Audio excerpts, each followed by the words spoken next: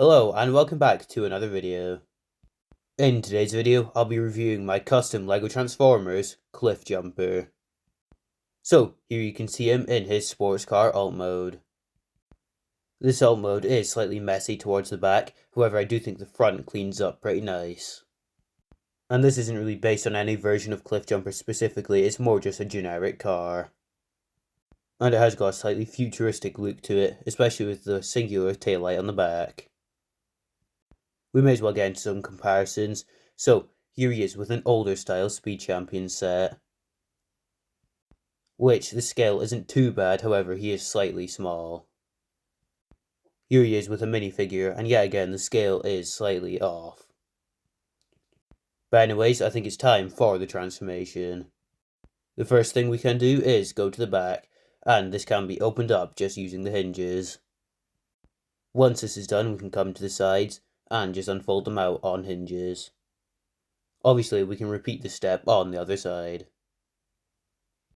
And this just gives us clearance to work on the rest of the transformation. And it also unlocks the roof piece, which we're going to come to next, as now that the sides are moved out, we can just take the roof and fold it up, as it is on a hinge near the back.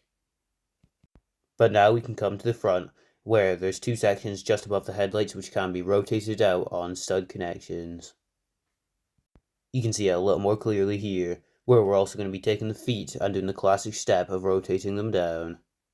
Obviously this is a very similar transformation to a normal Bumblebee figure. And now we can take the wheels and just fold them down, and we might as well split the legs while we're here. They are just on tabs that just connect, so it's pretty easy to just split them apart.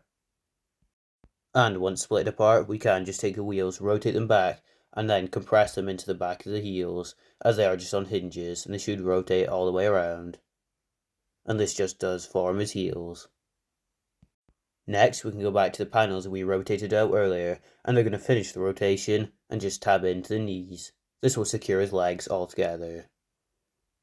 So, coming to the back of the leg, we can now take these pieces and just rotate them down. Once this is done, we can rotate them down again at the separate hinge, and then fold them onto the back of the legs, which does tidy up pretty nicely. And the final step is folding away the back windows. So to do that, we just need to slide them across, and then they're going to be rotated down. And that will also help just with stability as they do touch the ground in robo mode. And that's about it for the legs, so we can now come to the torso.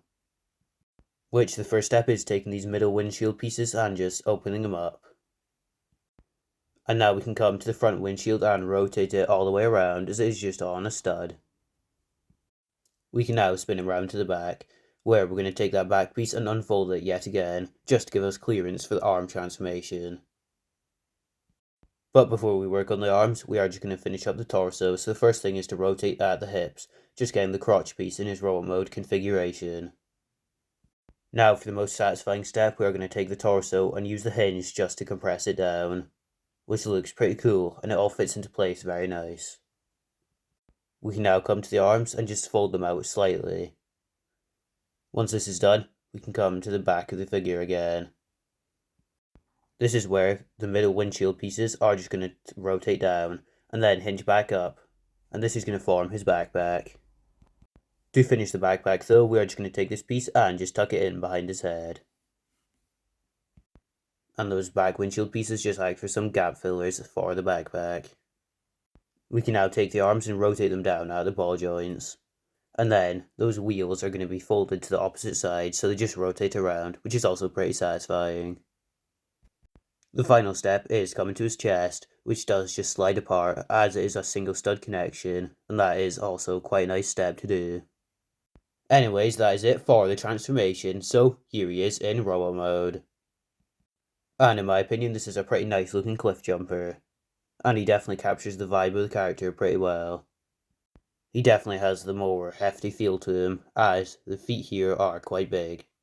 This definitely helps for posing, as he isn't going to fall over anytime soon. I also do like the chest section, as it does remind me of the recent Legacy figure that he got based on the Chase mold. And having these wheels on the arms is also better in my opinion than having them just stuck on the backpack like the Earthrise figure. Getting back to his articulation, the only joint that's slightly limited is the shoulders.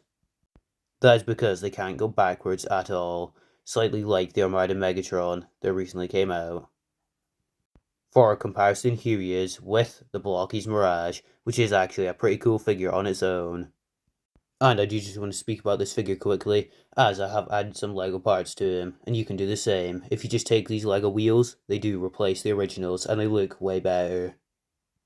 Anyways, back to the figure. Here he is with Siege Prime.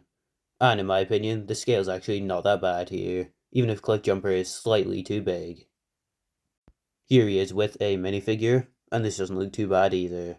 And finally, here he is with his repaint Bumblebee. And this also doesn't really look that bad, even if Cliffjumper is slightly too big.